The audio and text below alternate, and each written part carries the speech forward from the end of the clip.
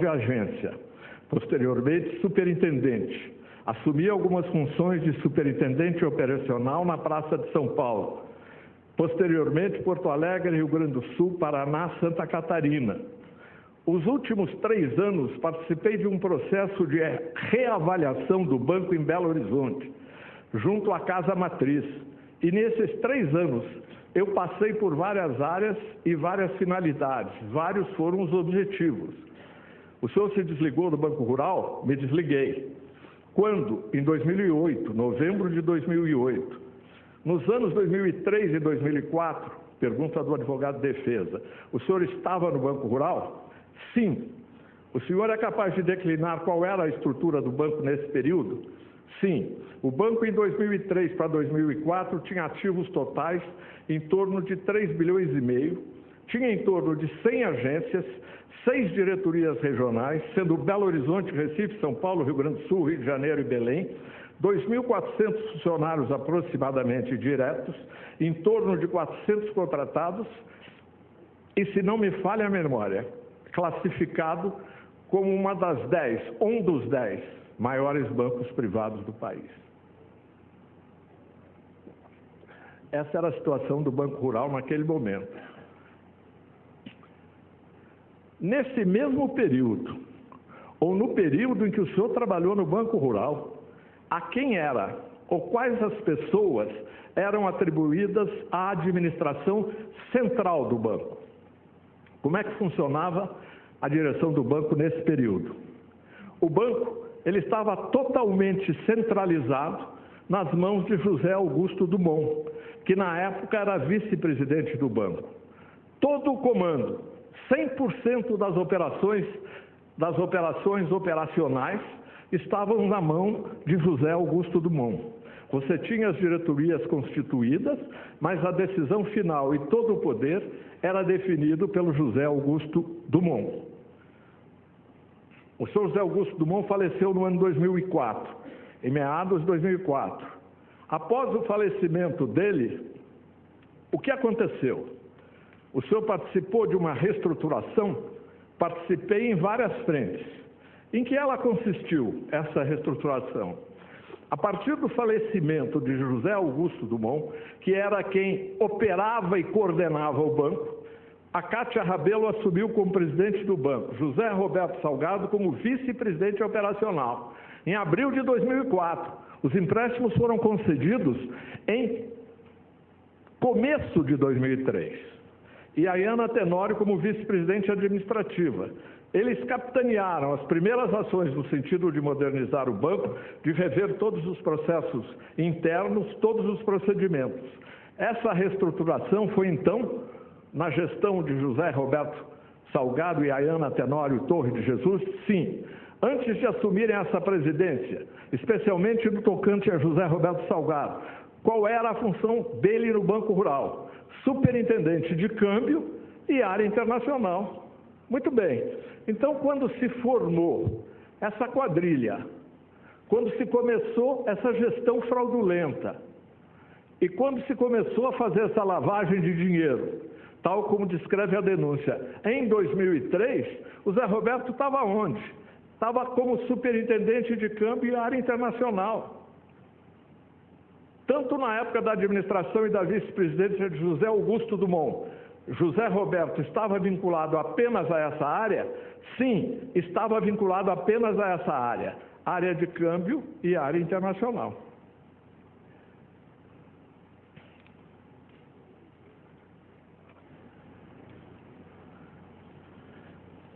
Qual foi a prova que se produziu nesses autos, a partir desses fatos?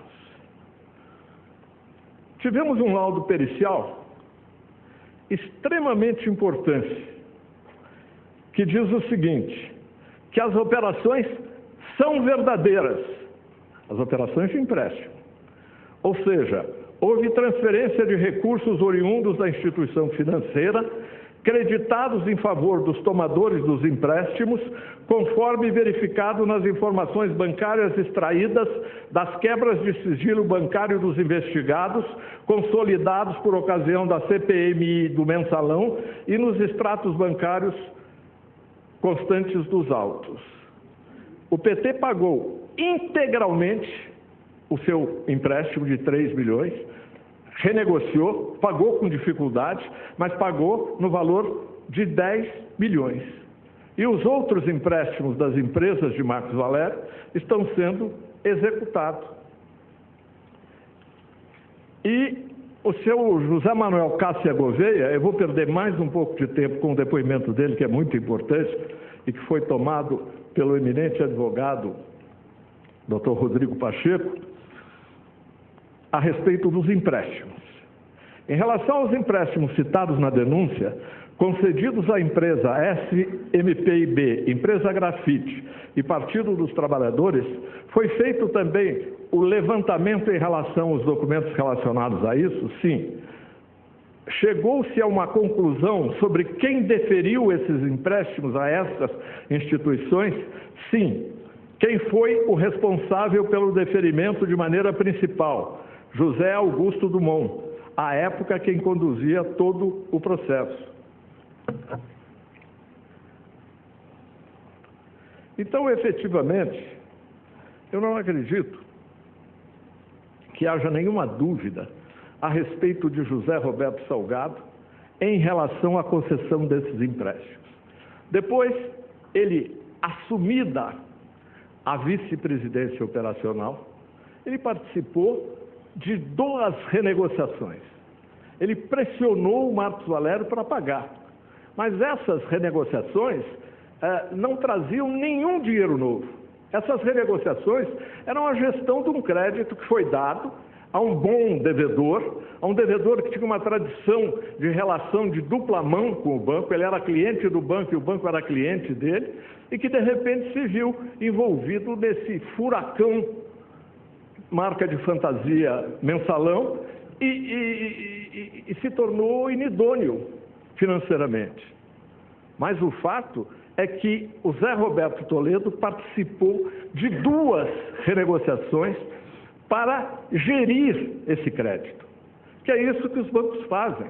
Agora, dizer que isso era fictício, dizer que isso não existiu, dizer que isso era o pagamento. E nesse momento, o doutor procurador levantou o seu tom de voz, habitualmente calmo e tranquilo, quando ele falou, não, isso era o pagamento de R$1 bilhão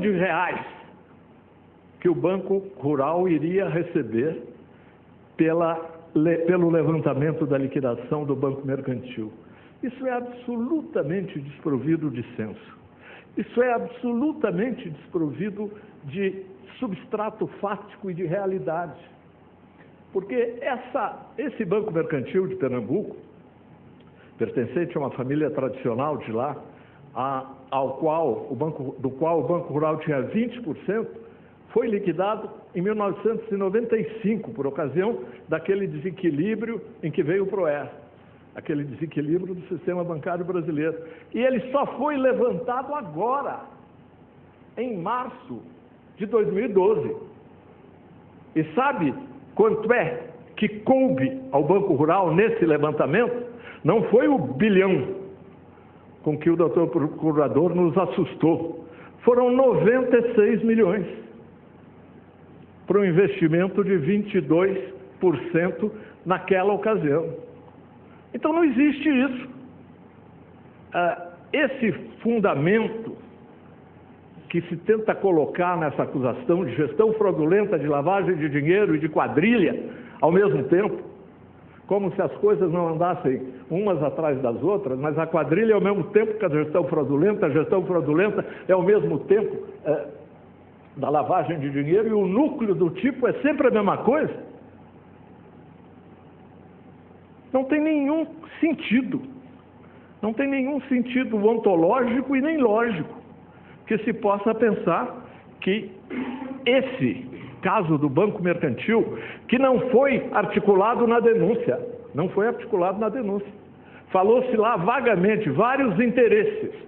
Depois, nas alegações finais, numa mutatio libelli manifesta, da qual a defesa não pôde se defender, da qual a defesa não pôde produzir prova, não pôde produzir sequer alegações, tenta-se dizer que, terroristicamente, com todo respeito, que o motivo que levou o Banco Rural a dar aqueles 3 empréstimos foi o pote de ouro de R$1 bilhão que ele receberia quando o Banco Mercantil tivesse a sua liquidação levantada. O Banco Rural não tinha nenhuma gestão sobre o Banco Mercantil, nem sobre a parte boa, nem sobre a parte ruim. Ele era um acionista minoritário.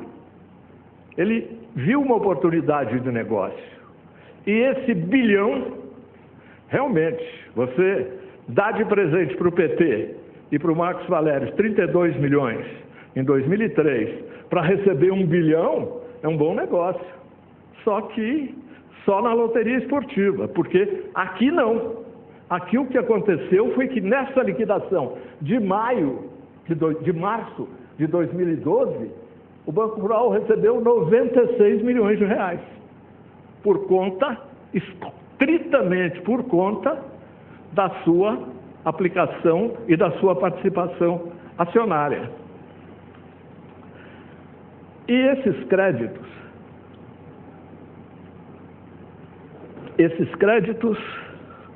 dos quais o Zé Roberto não participou da sua concessão. Ele participou de 2 renovações nas quais não entrou dinheiro novo e que eram simplesmente parte da política do banco de recuperar os seus créditos, de recuperá-los, de tentar receber os seus créditos, como dos 3 ela recebeu do PT, o Banco Rural recebeu do PT. Ele não recebeu os outros 2 porque o Marcos Valério quebrou, porque as empresas do Marcos Valério se tornaram insolventes.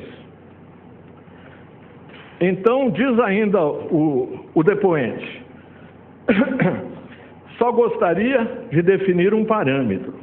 Essas operações, as 3, quando nasceram nas mãos, o valor principal, a operação originária, nasceu nas mãos de José Augusto Dumont.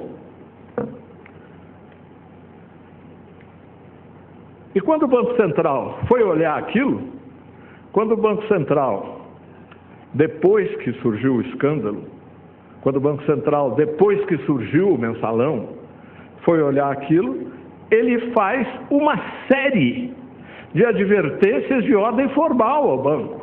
Ele vai tratar de rating, ele vai tratar daquilo que existe, daquilo que não existe, daquilo que devia ser feito, fala até em negligência, mas nunca em gestão fraudulenta.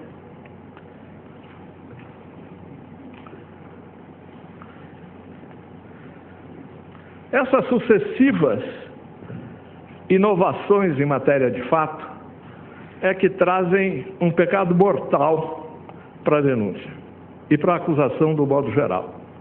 Ela vai mudando as coisas, ela vai alterando as coisas. A evasão de divisas pelas quais o Zé Roberto estava processado, nas alegações finais se transformam em lavagem de dinheiro, como se o objeto jurídico, o bem jurídico protegido não fosse outro. É outra mutação do libelo, sem nenhuma oportunidade da defesa produzir contraprova. A dificuldade desse processo é essa, eminentes ministros.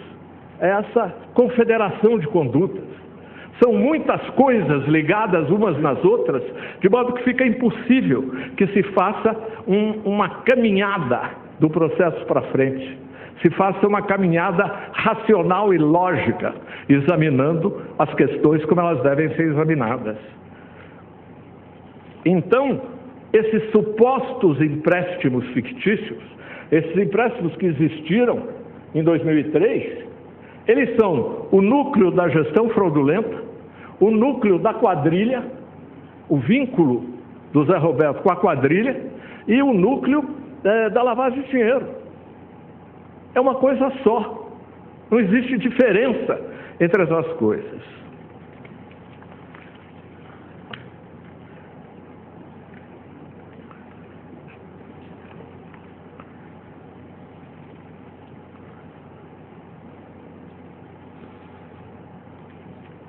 Trata-se efetivamente de um bis in idem, se não for um trise idem, com perdão pela bobagem, um trise idem, porque é o mesmo fato servindo como núcleo de 3 tipos diferentes.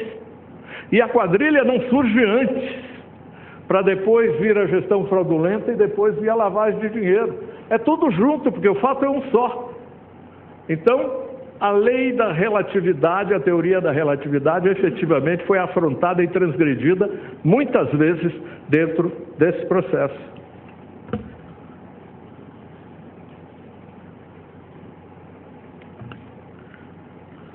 Eu peço perdão a Vossas Excelências pelo descontínuo dessa defesa, mas a matéria é grande, outros advogados vão falar depois de mim, e nós teremos, acredito, com certeza, a condição de mostrar e de montar um mosaico de persuasão da inocência desses acusados. A origem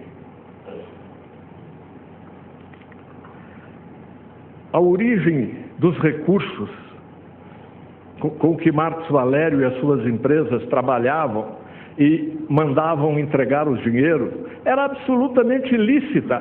O Banco Rural fez todo o compliance que lhe era devido. Como é que ele podia duvidar de dinheiro que vinha do Banco do Brasil, do Banco Mercantil, do Banco Unibanco, do Banco Itaú, do Bradesco? Havia uma presunção disso. E finalmente, algumas palavras, antes de chegar mais perto do fim, quanto aos saques em espécie. Esses saques foram avaliados por um expert,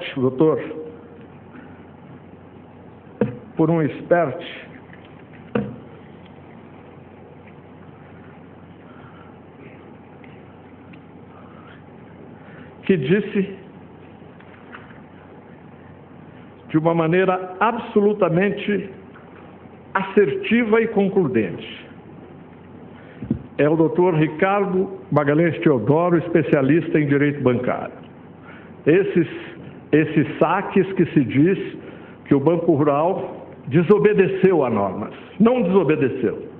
O Banco Rural fez esses saques, os comunicou aos órgãos competentes, rigorosamente à luz das cartas circulares vigentes na ocasião.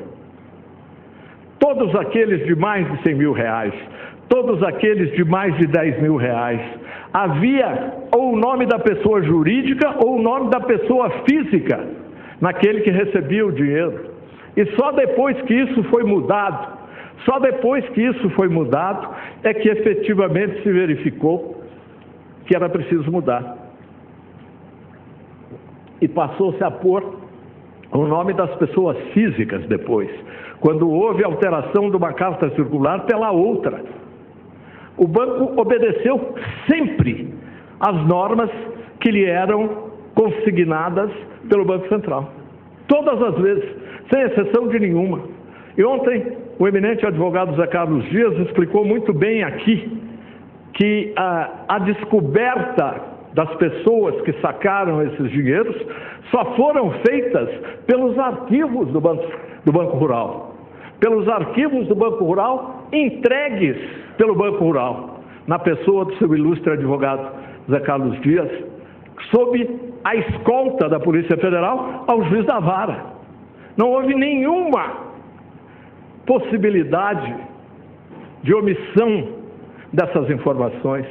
Não houve nem... Como é que se pode dizer que o Banco Rural é coautor de lavagem de dinheiro numa coisa como essa? Primeiro que esse fato não é lavagem de dinheiro, esse dinheiro saiu, esse dinheiro não voltou à licitude. Então o doutor Ricardo Magalhães Teodoro, que eu acho que vale a pena ler mais um pouco, diz o seguinte: nota-se que os normativos citados, as duas cartas circulares, como de fato confundiram o mercado, quanto à obrigatoriedade de informação do nome da pessoa física e seu CPF que estivesse recebendo os valores do cheque sacado casos da espécie. Também tanto era assim que se fez necessária a alteração dos normativos anteriores pela Carta Circular 3151 de dezembro de 2004, que veio dispor expressamente sobre a obrigatoriedade de identificação no PCAF 500 da pessoa física recebedora dos valores sacados. Foram 65 saques. O Zé Roberto estava muito longe das agências, ele era vice-presidente operacional. As agências agiam rigorosamente dentro da lei. Mas só para anotar, desses 65 saques, só 5 foram na gestão do Zé Roberto Salgado. Os outros 60 não. Não houve intenção de ocultar, continua o perito.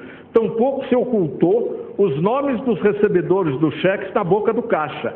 Ao contrário, todos foram identificados com registro na contabilidade, disponível a qualquer tempo para o Banco Central, COAF ou qualquer autoridade judiciária, como confirma o relatório do COAF de folhas 26, primeiro volume, vide anexo 8º, que também informa outros saques realizados fora do sistema Intercasas, comprovando que o Banco Rural informou efetivamente todos os saques em espécie realizados pela SMPIB e DNA por interpostas pessoas devidamente e previamente autorizadas e identificadas pelo banco, num sistema insuscetível de modificação ou de falsificação. Não se pode dizer, portanto, que houve descumprimento sistemático e deliberado do Banco Rural por qualquer de seus dirigentes, denunciados ou não, da Lei 96.1398 ou de qualquer normativo do Banco Central do Brasil ou do Conselho Monetário Nacional no tocante à identificação nos saques em espécie e comunicação aos órgãos competentes para beneficiar qualquer empresa ou pessoa, sobretudo e principalmente para a imputação ou condenação criminal.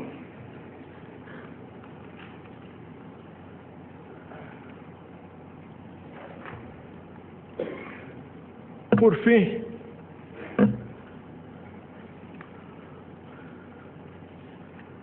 senhores ministros e senhoras ministras, eu vou ler apenas para mostrar como a acusação andou longe da prova dos autos, alguns equívocos da acusação ponto a ponto. MPF.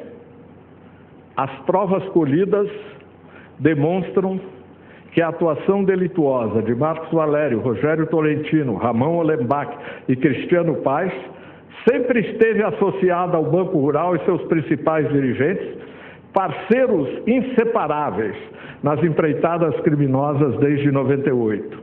Acervo probatório. Em 1998, José Roberto Salgado não figurava entre os principais dirigentes do Banco Rural, não era sequer diretor estatutário, cargo que, assumindo somente em 2000, restringia-se à área internacional e de câmbio. MPF. José Roberto Salgado ingressou no Banco Rural em 95. Até 2000 foi diretor da instituição financeira, tendo assumido a partir deste ano o cargo de diretor estatutário.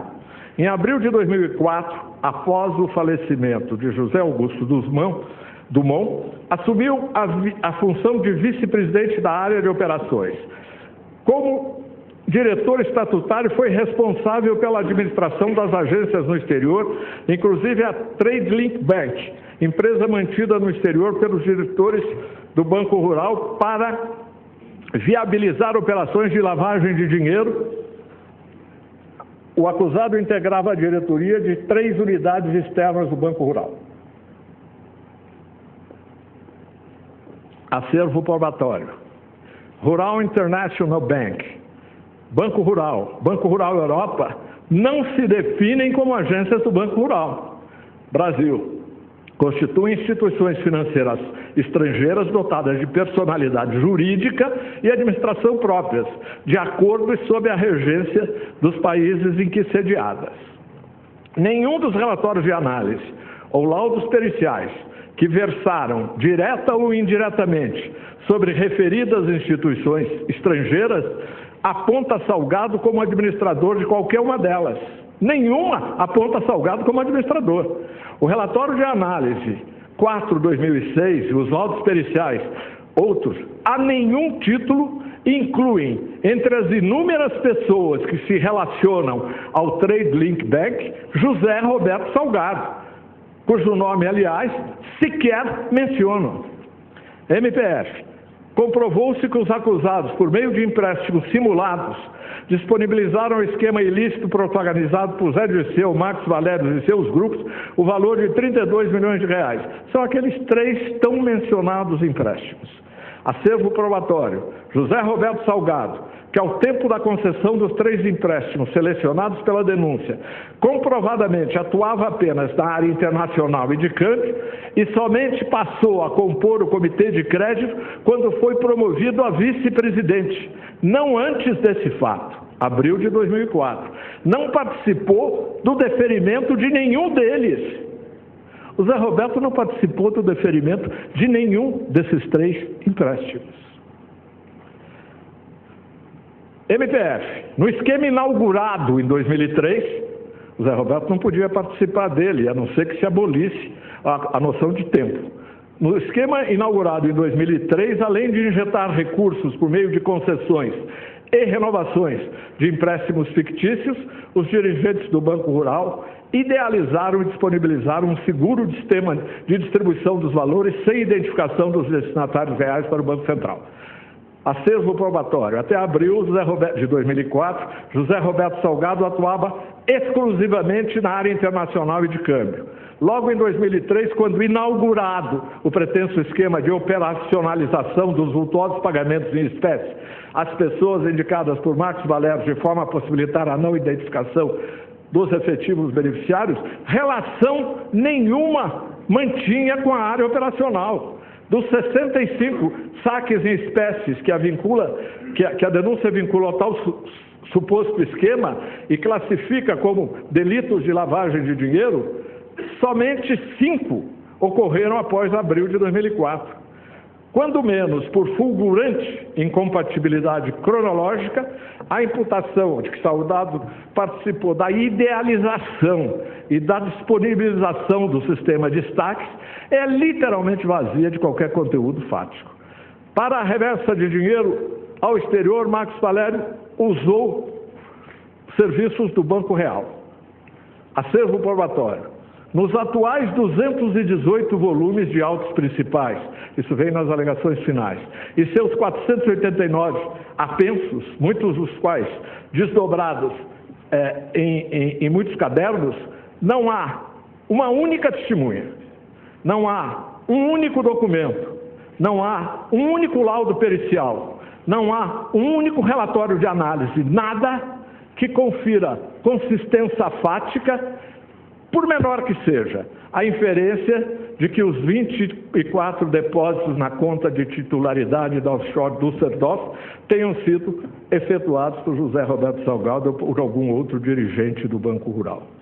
Eu quis ler esse ponto a ponto, chegando já ao fim, felizmente, para todos nós, dessa defesa que eu não imaginava fosse se tornar tão fastidiosa.